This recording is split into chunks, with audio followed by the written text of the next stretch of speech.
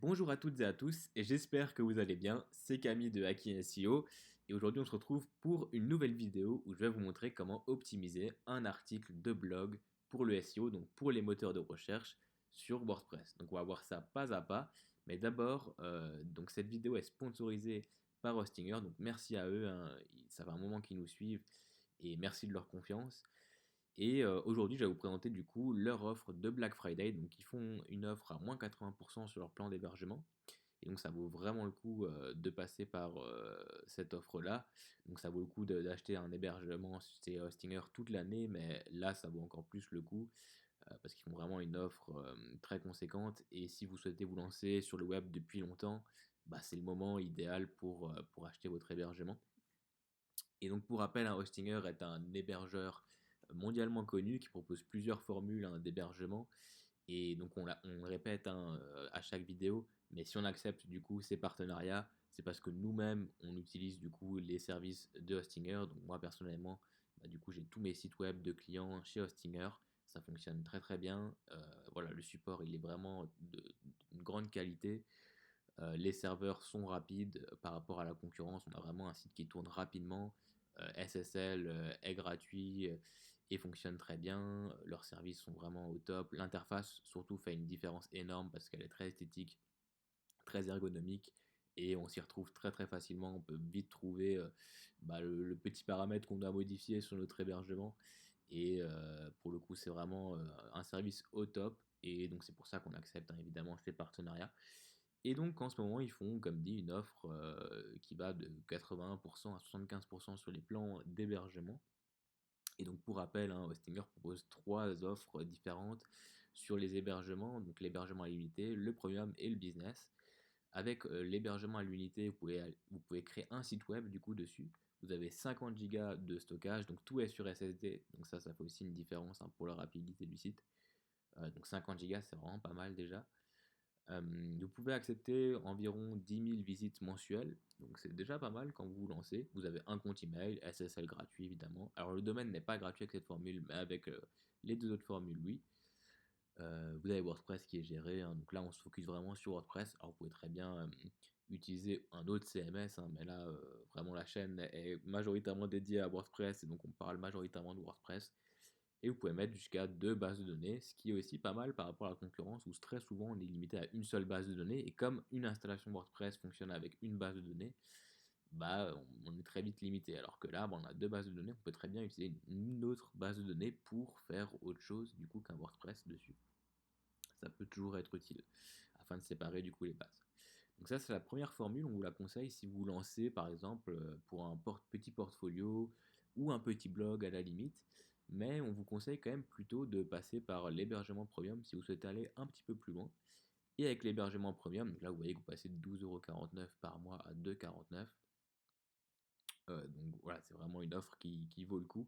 Et ensuite on passe à 5,99€ par mois lors du renouvellement, ce qui est aussi très très correct. Et là, vous pouvez mettre jusqu'à 100 sites web dessus. Donc vraiment, c'est énorme hein, pour le coup, pour le prix. Vous avez 100 gigas de stockage, donc c'est pas mal aussi, hein.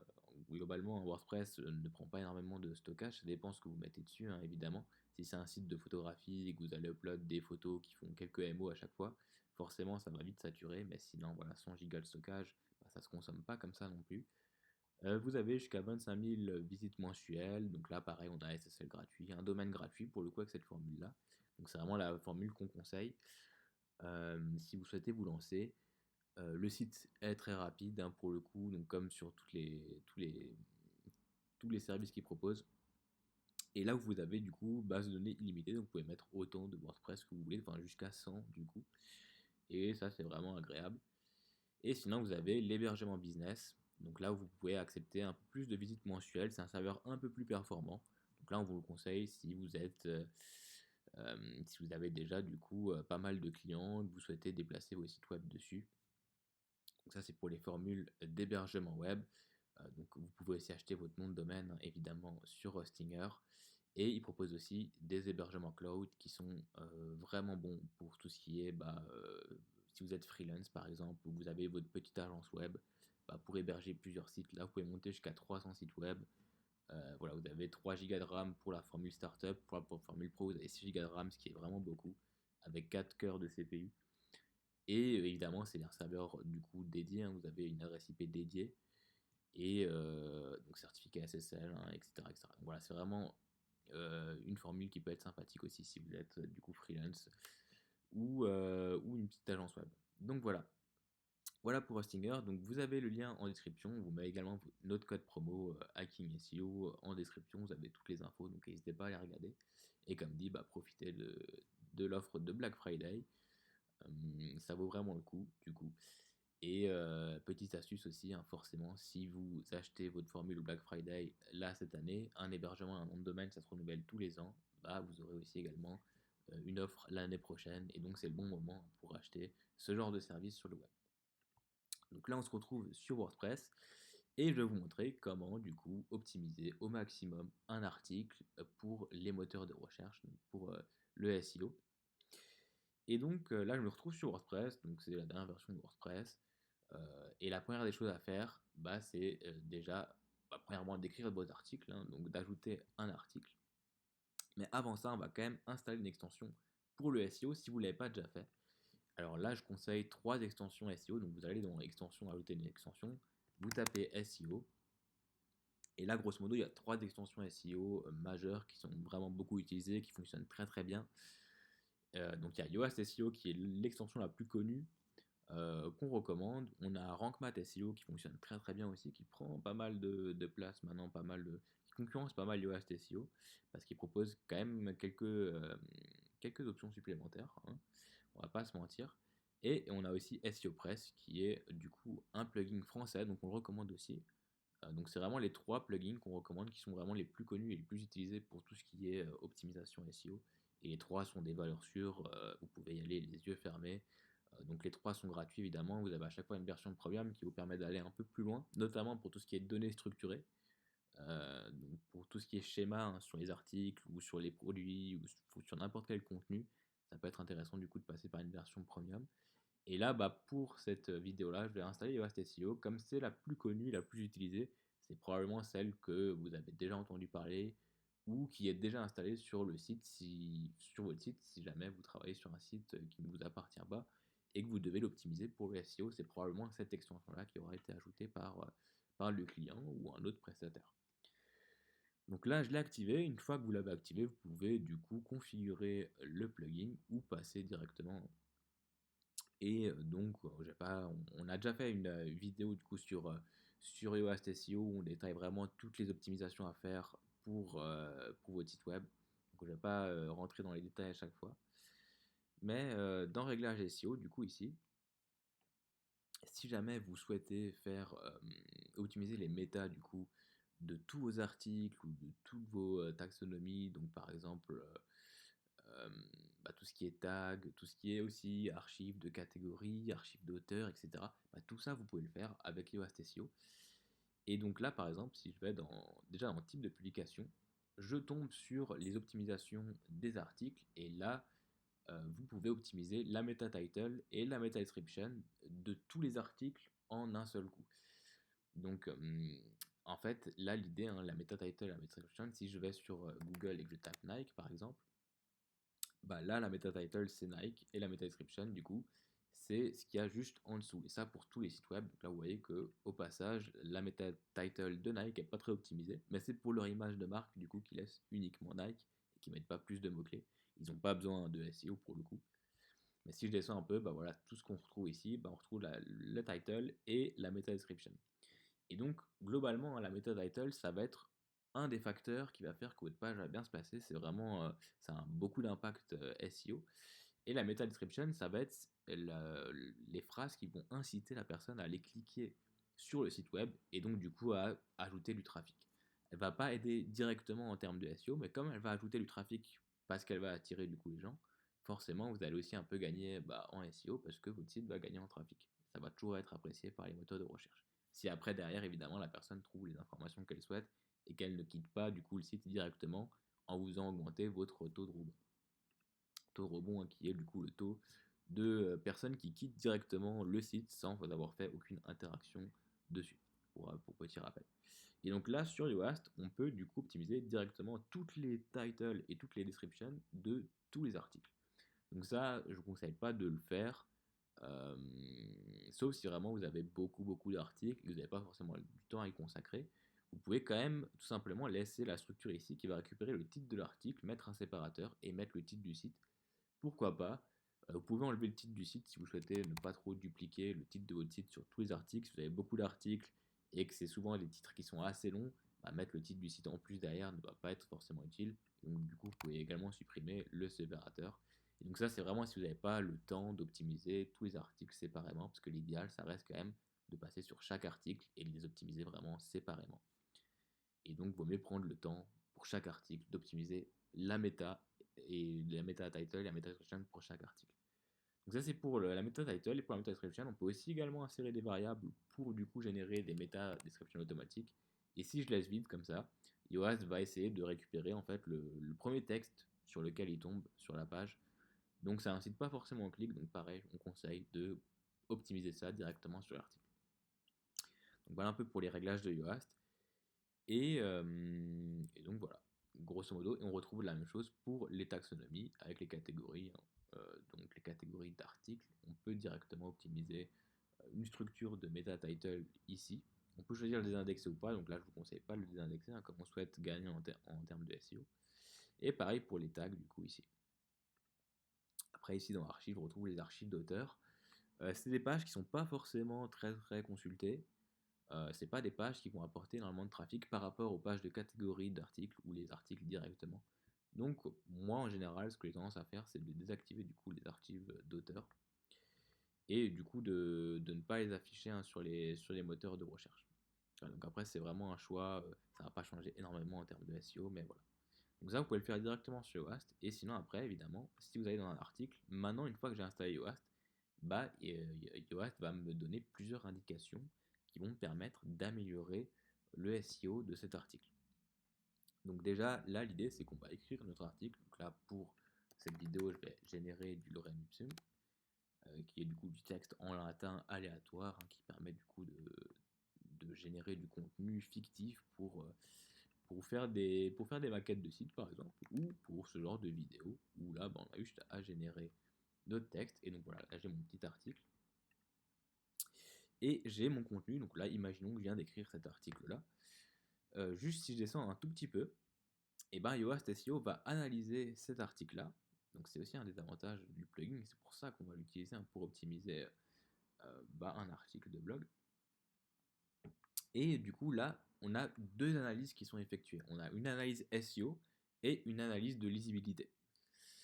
Et donc vraiment, il faut bien comprendre que ces deux analyses-là, il ne faut pas les prendre forcément au pied de la lettre, mais elles vont vous guider et elles vont du coup vous permettre d'optimiser au maximum votre article pour les moteurs.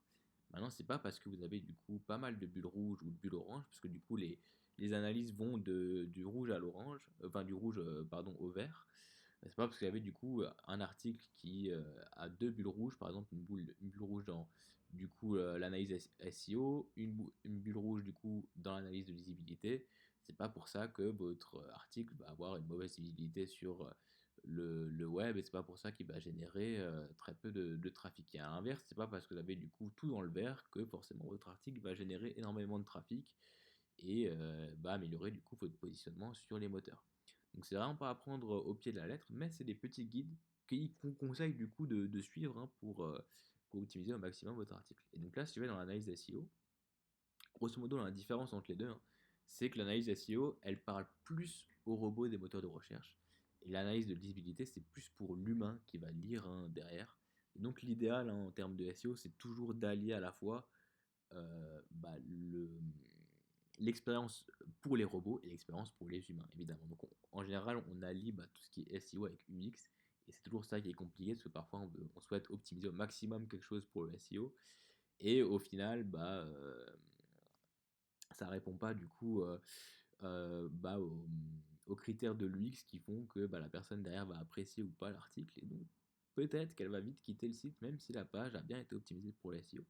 Et donc c'est pour ça qu'il faut toujours allier les deux, et inversement, hein, si on a une page qui est très UX, où la personne prend du plaisir à être sur la page, mais que derrière, techniquement, elle n'est pas du tout optimisée pour le SEO, elle aura moins de poids en termes de puissance SEO. Donc l'idée c'est toujours d'allier les deux.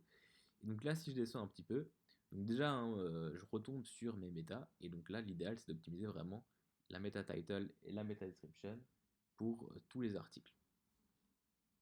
Et donc là, prenez le temps de faire une analyse de mots-clés par article et d'optimiser au maximum du coup vos méta.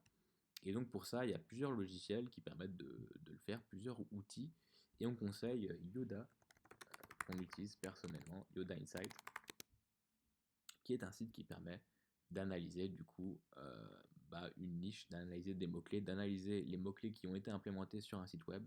Et ça fonctionne plutôt bien et coûte pas très cher, donc n'hésitez pas à l'utiliser pour savoir un peu ce que les gens chercheraient, donc faire une petite analyse sémantique sur potentiellement ce qui serait intéressant de placer dans la meta title de votre article.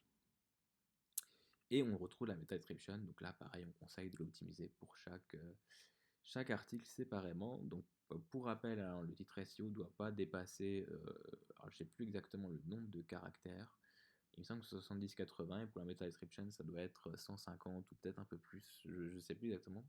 En tout cas, Yoast vous guide avec une petite bulle rouge si jamais vous dépassez le nombre de caractères maximum.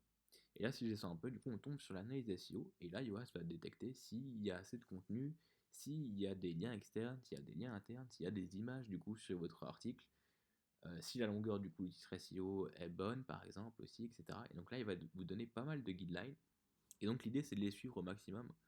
Donc voilà, il va vous dire, par exemple, si votre article est trop court, bah voilà, il contient que 289 mots, donc l'idéal, c'est de monter au moins à 300 mots, parce que c'est vraiment la norme. En général, un article de blog, on souhaite qu'il fasse au moins 300 mots.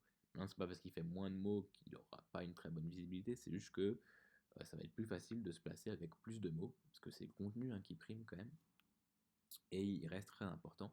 Et dans l'idéal, sur chaque article, mettez une image, au moins une image, du coup, l'image mise en avant de l'article. Mettez des liens internes et externes.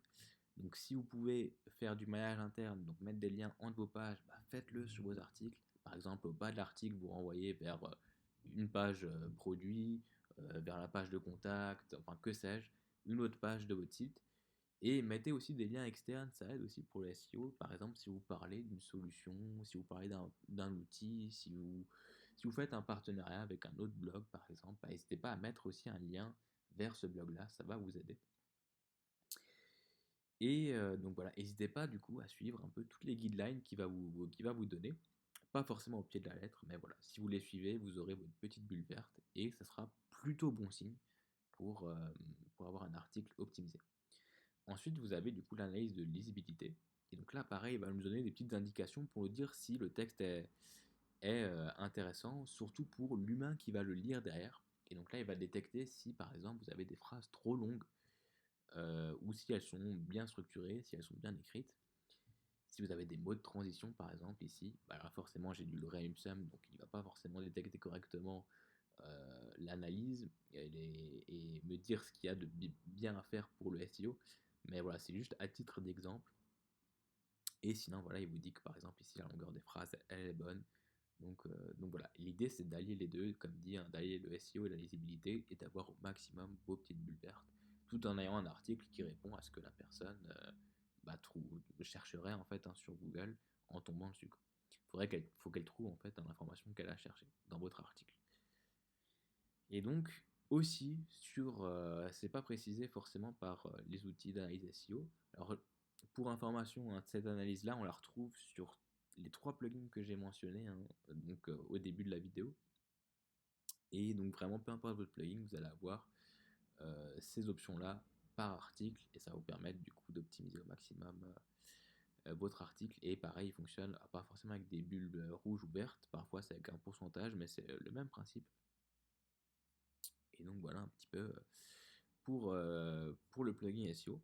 Ensuite, au niveau de l'article, structurez votre article, mettez des titres. Donc pour rappel, vous avez 6 niveaux de titres. Donc là, je suis avec Gutenberg, mais ça fonctionne pareil avec n'importe quel éditeur comme Elementor ou Divi ou n'importe quel autre éditeur. Vous pouvez structurer votre article en mettant plusieurs titres. Pardon. Là, je vais juste mettre un petit titre pour l'exemple.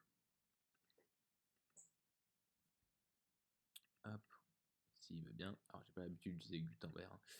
Donc hop, mon titre. Ici, je peux le surligner et là, je peux choisir du coup directement une balise HN, hein, on appelle ça du coup les balises HN.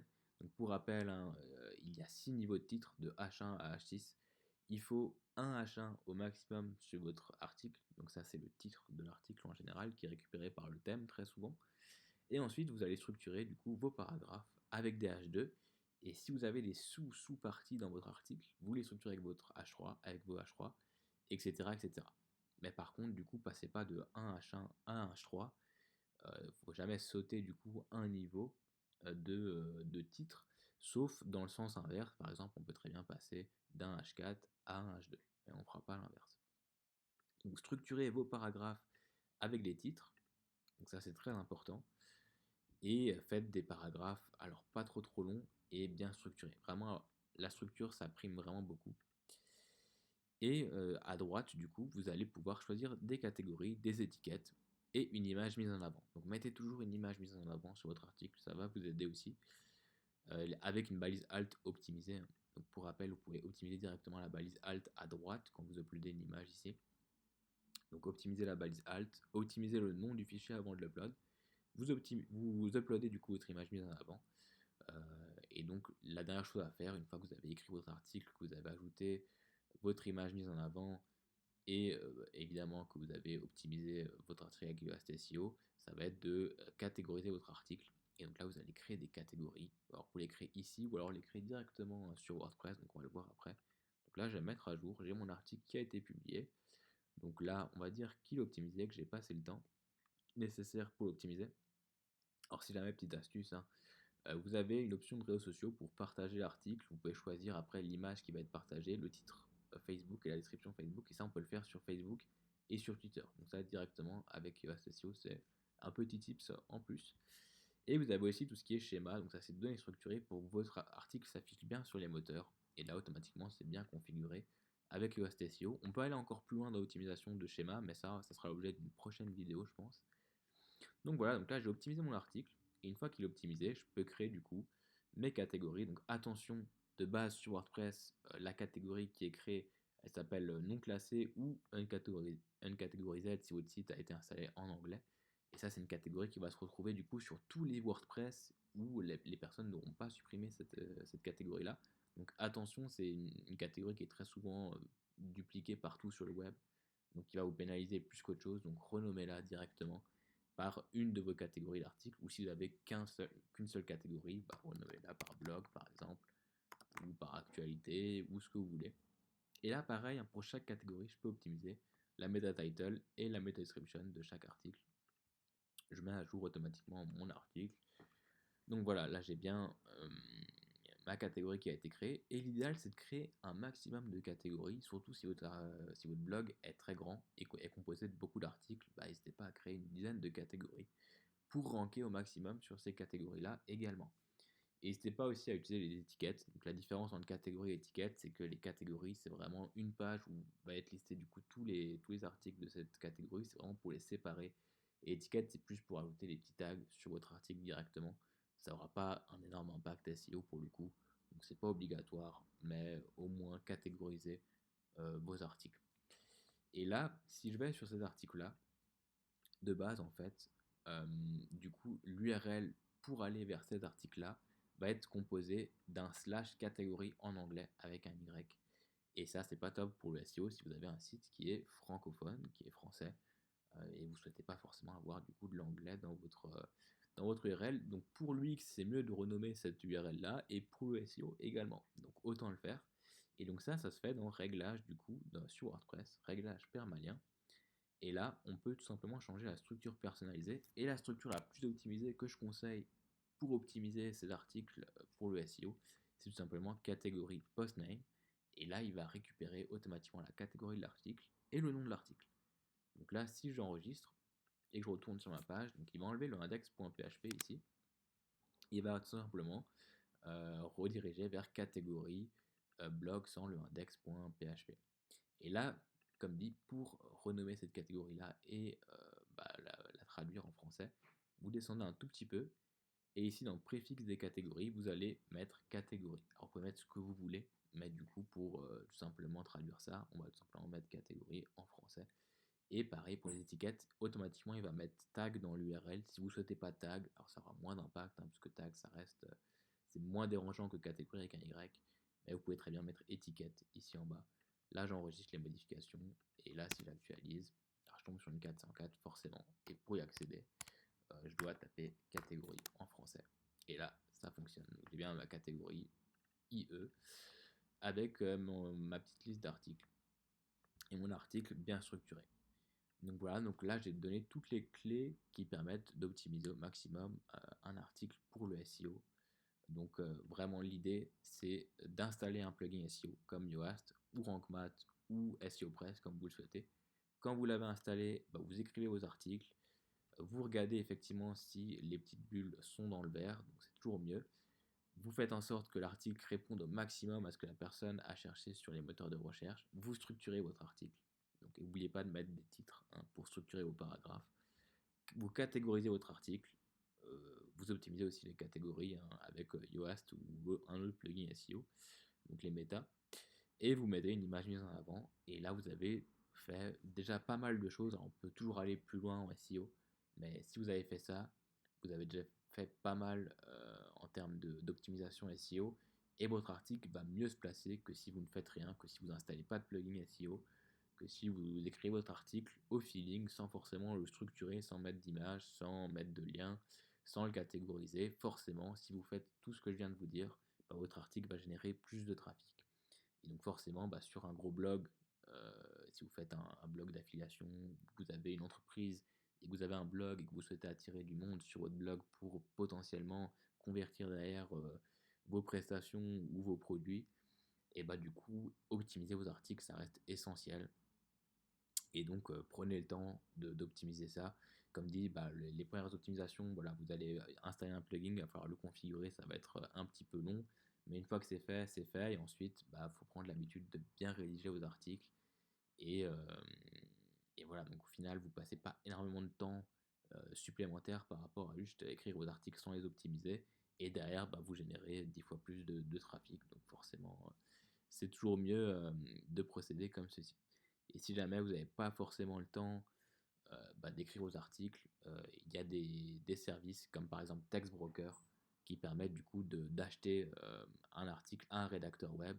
Donc vous déléguez tout simplement ça à des rédacteurs et ça vous évite tout le travail de structuration, d'écriture d'article. Et après vous avez juste à insérer votre article et faire les derniers réglages qu'il faut. Donc, par exemple l'image mise en avant, catégoriser l'article, optimiser les méta et votre article est prêt à être déployé et vous allez gagner du coup forcément en trafic. Donc voilà, c'était Camille de Hacking SEO. Donc j'espère que cette vidéo va vous aider pour optimiser votre blog. Si vous avez des questions, comme d'habitude, n'hésitez pas. Vous avez l'espace commentaire. Vous pouvez aussi trouver notre mail assez facilement. N'hésitez pas si vous avez des questions à nous les poser. On est là pour ça. On partage volontiers du contenu gratuitement sur les réseaux, sur YouTube. Et voilà, ça nous fait plaisir toujours de partager nos astuces. Et c'est pour ça qu'on a créé la chaîne et qu'on continue à créer du contenu régulièrement. Et donc voilà, n'hésitez pas également si vous avez des idées de vidéos à nous les donner. Et on fera une vidéo dessus avec plaisir. Donc voilà, n'hésitez pas aussi à regarder du coup la vidéo qu'on a faite sur Yoast SEO où on montre de A à Z comment optimiser le plugin. C'est vrai que du coup là la vidéo est déjà assez longue et ça prend quand même beaucoup de temps à expliquer ce genre de choses là. Et donc il faudrait une vidéo de 3 heures si on veut faire vraiment le tour du plugin, de vraiment toute l'optimisation d'un site au minimum pour introduire le SEO. Et c'est pas forcément les vidéos les plus faciles à digérer. Donc voilà. Donc merci d'être resté du coup jusqu'au bout. N'hésitez pas si vous avez des questions comme dit, à partager la vidéo, à mettre votre petit like si vous avez aimé. Et on se dit à bientôt pour une prochaine vidéo. Ciao ciao.